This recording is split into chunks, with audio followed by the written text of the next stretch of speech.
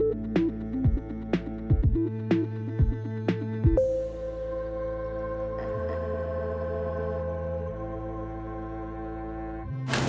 guys, welcome back to releasethecraftin and welcome to the first day of the season of the Witch Challenge. That's hashtag rtcseason if you want to follow along and do some cool things with me. I have a video with the announcement where it tells you to get the prompts and what I'm doing here specifically. That's going to be linked in the playlist in the description and also at the end of this video. So in case you were needing more details, you're like, huh, Priscilla, what are you doing here? Go check those out and then come back. I promise you this video will be here. But you guys, I'm so excited for this challenge. Like, so freaking stinking excited for this challenge. I came up with 3 challenge ideas when I decided I wanted to do like little mini week-long challenges. I had all the names in my head immediately, and conceptually kind of had an idea of like the vibes I was going for, but I had no plans. And so far we've done the first 2. We did Goblin mode and we did the Art Witch August, and they were fantastic. They were amazing. They were super cool. I had so much fun. So I'm really excited for this one. But I'm also a little bit extra excited because Season of the Witch means that it's spooky season.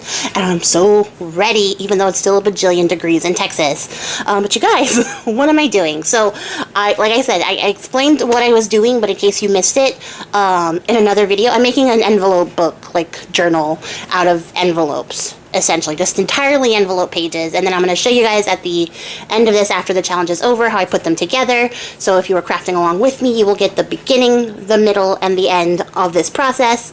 But that's what I'm doing, and I'm also just getting this like envelope super inky so that I can like super properly distress it up. I have this moon mask that I bought when it came out and have never used. So it had to be used. Like with a prompt like full moon, how could it not be used? But I'm also here learning a very tough lesson in making sure that your oxides and everything are properly dry before you try to water emboss things. It didn't work out the way I wanted to. I ended up pivoting from this plan. It's totally fine. Sometimes things don't work out the way that we plan, and that's okay. I didn't let it discourage me. I did make a big mess, but it's all right. I'm going to continue to roll through the punches on this one. It's not a big deal.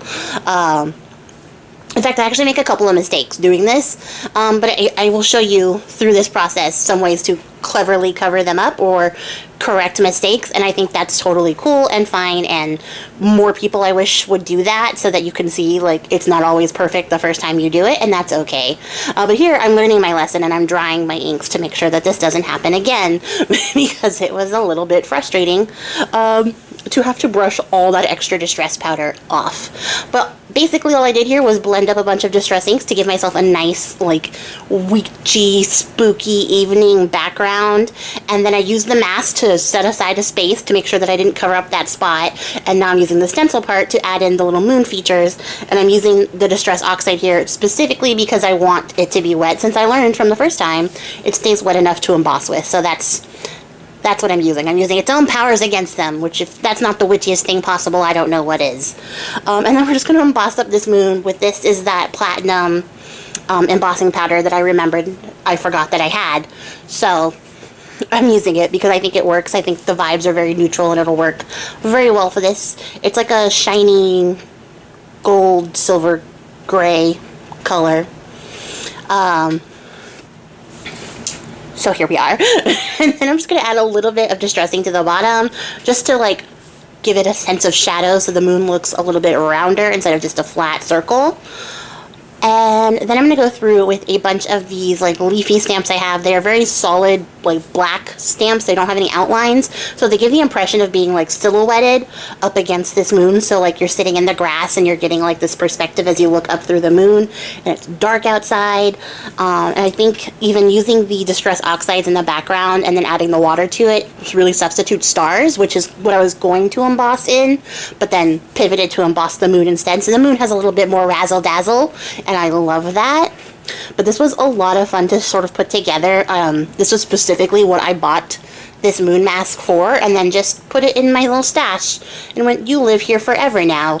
And I didn't use until I saw somebody else using it, and I don't remember who it was, otherwise I would cite them. But then I was like, oh yeah, you do have one of those and you've literally never used it. So I'm glad I was able to pull it out for this challenge because look how cool this is. I absolutely love it, and it looks great. So I'm very excited I finally got to use it and got the result I was going for. And then, like I said, I'm making this into an envelope journal, so I'm trying to make sure I get all my measurements right so that I don't have to continue to measure every time I use one of these envelopes. They're all going to be the same size. And this envelope is a very standard 5x7, just in case if you don't have envelopes on hand and you need to make your own. Mine are 5x7, so just in case you're crafting along with me. And then I'm going to sort of emulate that moon from the front on the back by turning this into like a cutout page. So I'm going to put a window on the back side of this envelope to sort of echo that moon. And of course I'm using moon paper to get the vibes down right. I hope that you guys are following along. Like I said, I have a playlist for this. I'm going to add in every video like I usually do for all the people who are participating on their YouTube, so that you can also see the other cool things that people are doing. But if you don't want to follow along on the playlist, you can always follow along with the hashtag. But I'm really excited to see what people are doing. A lot of people have, as of the time of me recording this voiceover, a lot of people have already like sort of hinted that they're doing some fun things or like different unusual things, and I cannot wait to see it. I'm so excited. Because like, who doesn't love spooky season, and who doesn't love spooky season when there's witches? I think this is the perfect like challenge to get ready for Halloween for, because you don't have to go like super spooky with this. You could go like autumn witches, like, because it is the start of autumn coming up here pretty soon. You know, you could do like an end of summer vibe. Any season is season of the witch. I think that totally works. So anyways, back to the tutorial, because stuff has happened. So what I've done is I cut it out, and then I cut out the shape from the envelope to make sure that I get my total window. And I'm also going to add a little bit of acetate to make that window windowy. And then I'm going to ink around the edges so that, you know, it all looks nicely, professionally clean and done. So if there is a bit of a margin of error, I've accounted for it by inking everything up and making sure. And then as you can see, I sort of accidentally dipped my moon into the ink, so I ended up just covering that up with a stamp. Mistake number 2. And it's okay, it happens. It totally does happen, and it's not a big deal. It is important to note, if you are making an envelope journal, you need to make sure that flap stays extra super clear for the particular method of binding that I'm going to use. There are other ways to do this without having to worry about that flap as much, but for what I'm doing, leave your flaps. They need to be there, and they need to be unencumbered. And don't worry if they're gonna like cut into the window. Some of these flaps are gonna get cut down when we stick them all together, but you don't want to do anything to them right now until you're ready to sort of put it all together and you know how much you need to trim up. And like in this case, the following envelope, so tomorrow's envelope, the little flap will have to get trimmed up so it doesn't poke through the window. Otherwise it'll ruin the illusion, but otherwise it's fine. It's totally cool. So what I ended up doing was adding a little bit of backing cardstock, and then I'm going to add in these cool black and white images that I pulled out of a, I think it's called the Polaroid book. I'm going to put these in here because I think they're particularly witchy looking and fun, and I wanted to add sort of these photoreal elements to it. And then, oh, so like I had a little tiny bit of like overhang. Sorry, not overhang. Underhang? Would it be underhang in this situation? Where just a little tiny sliver of like white was going to show through from the edge of the photo. So I just covered it up by over inking. That's how we solve problems that we don't measure for. So yeah, not a catastrophe. I think the biggest thing I've learned doing these projects is there's always a solution. Maybe not a perfect solution, but there's always a solution to these things. Like here, where I forget that I need this envelope flap to stay open, and I think I overglued it. I don't remember, but I feel like that's what I did. Yep, that's what I did. See how I'm wiping it off? This is mistake number, what, 4? That side needed to stay open so that we can slide in the next flap for the next envelope, for tomorrow's envelope, to go into our little booklet. So, also important to note, if you are crafting along with me, do not glue that edge down. You will regret it. And then I'm going to go around, I'm going to ink everything up so it has a nice spooky feel. Trim off the excess here, which is probably a very fine detail nobody noticed, because as you can see, it was like a hair's width of paper, but it bothered me, so it had to come off. I'd be very interested to think what you guys would do for this prompt. I really can't wait to see what everybody else does. But if you aren't able to craft with me for this challenge, and you don't, you can't be in your crafty space, drop in the comments below what you would do for this particular prompt, because I'm just so curious as to how people would interpret the different prompts, and I would genuinely love to know what you would do if you had the opportunity for this one. But I wanted it to be more of like a aesthetic moon page, as opposed to anything sort of distinctly witchy. I think moons are witchy on their own. But you know what? I wanted to just go for just like the vibes of the moon. So I wanted to add in the shapes, the colors, the ethereal nature of it, but also like kind of the awe that you get when you look up at the moon. That was what I was going for. And I think I got it. So to echo the front, I ended up stamping with the same leaf stamps that I used for the front on the back, and using the same color embossing powder. And also, I maybe also low-key tried to emboss the paper for some reason. I think I stamped off the excess ink, which I wanted to sort of call back to the front page by stamping the same leaf patterns on the back. Also be aware, since there is a little piece of acetate on this paper, you might want to do this first before you stick your acetate down, just in case you warp your acetate. You just have to be very careful and very quick when you're embossing if you're going to emboss over acetate or near acetate, because it will warp and melt. And you don't want to bring it in the fumes, and you also don't want, well, you don't want to warp your piece, right? So I'm going to cut open the other side so that we can turn that into the insert part of our tag, because I'm making a tag for this too. I want there to be a little tag in here. I'm going to punch out some tabs from some scrap papers, and then start building this tag that needs to be, I think, slightly smaller. I do think I end up going back to retrim it. I don't remember. But I want there to be writable space in this journal as well. It's going to be a lot of like 3D chunky, heavily embellished pages, so I want to make sure that there's also writing space in here, or at least memory keeping space, because I think whoever gets this might like to like put their photos or little vignettes of witchy things, or whatever people do. I don't know what people do with their journals. This is what I think people do with their journals. But I would like to put this into my shop, so I would like it to be usable and not just viewable, although I think it's also cool as a viewable piece. That being said, I wanted to add in some writing space, so there's going to be like a couple of tags and stuff in here, space marked out for writing. And then I'm just going to assemble this tag with some of this really cool like grayish reddish colored dyed paper that I have in my stash, and some of the scrapbook paper that I'm using. I'm using the Michaels, it's an old Recollections pad called Mystic Moon. So I had to look at it, so I probably wasn't even talking into the microphone right now. But it's called Mystic Moon. It's from a former year. I did not buy any Halloween papers this year because I was annoyed. But that's a whole different rant for a whole different thing. So I'm getting to use up papers from my stash, which is nice, because I probably would have sat on this paper for another decade because I really like it. So it was a little bit rough to give it up for this, but it works out. It works out really fine. I'm very happy with how this came out, and basically how this whole challenge is playing out as I am working along in my studio.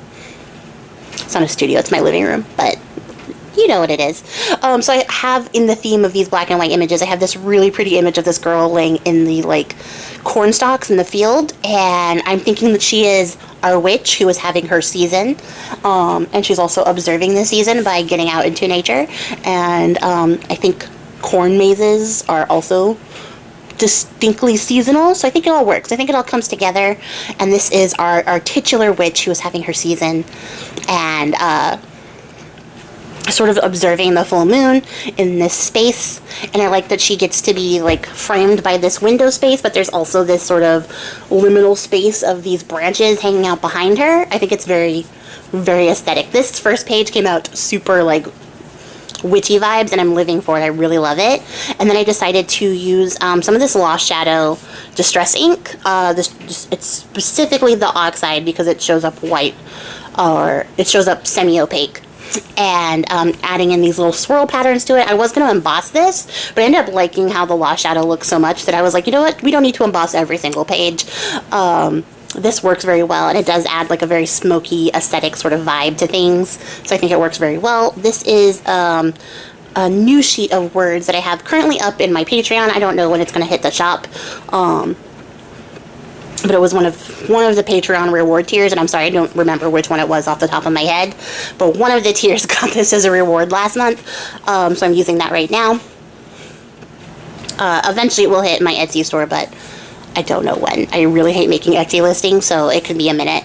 But I will say that I did put up a bunch of stuff this month, as Patreon has like a new thing for where you can buy it like a post as a one-off thing, so you can get the rewards from one particular post if that's all you want to get. I did end up adding prices to the stuff I dropped for this month because I had dropped a bunch of like Halloween spooky season stuff this month, so I wanted it to be available for everybody. I might go back and do that for some like old rewards and stuff, but right now all I did was focus on what we're doing right now, which is this. So there's that. Oh, and I did end up going back to emboss something. I embossed a candle because she's out here doing witchy things. Ooh, and then I used some of this alcohol ink dyed sellotape that I have in this like pretty purpley color, which is a little bit hard to see, I think, against this black paper, but I still like the vibes. It still looks really cool. So just a little simple little scape for this tag. It doesn't need to be super overly complicated because it's going inside, and I think the frame is going to speak for itself here. But I do want to add a little charm dangle off the end here. So I'm breaking out these little tiny eyelets, which I hate. I hate these little tiny eyelets. They don't, like, fold correctly, so I always have to come back in with pliers and, like, smash them flat because they're always sticking up with sharp edges, and I don't know why. They're also the We Are Memory Keepers brand, so I think that they would work with the We Are Memory Keepers crocodile, but for whatever reason, they smash horribly. But they're fun colors. So that's what we're doing. So I'm just going to pop an eyelet in real quick. And then I think I grabbed a bulb pin. Yes, I see it. I'm looking with my eyes. And a little moon phase charm, of course, to go with our full moon theme. And I think it's going to look really cute. I'm looking at it in person. It looks really great, if I do say so myself. I don't think I do a like flip through of everything at the end because I'm going to end up doing a final flip through when I finish making the book of books, so you'll have to stay tuned for that. But otherwise, we're almost done. We're going to wrap it up. I'm going to stamp in some moon phases, which I should have done before I stuck the charm in, but I never learned from my mistakes, so here we go. So, no, look, I learned. Look at that. That was a real-time learning experience. So, yeah. I learned after the first one was a struggle. But for whatever reason, the tab was not tabbing, so I needed to add embossed moons on it. And they're also very cute, and I like it a lot. So it was a good touch. It's also a very good callback to the front, so everything ties in together. It's very cohesive on this one. I will not be as obsessed going forward about making everything cohesive. That's just what I did for this first one because I think I was overthinking it, but I'm glad I did. It still looks really good, so it worked out really well. And yeah, you guys, that's it for me. We're gonna catch you tomorrow for day 2. Make sure you come back. Make sure you check out everybody else with the hashtag. Until then, guys, happy crafting. I appreciate your faces, and bye.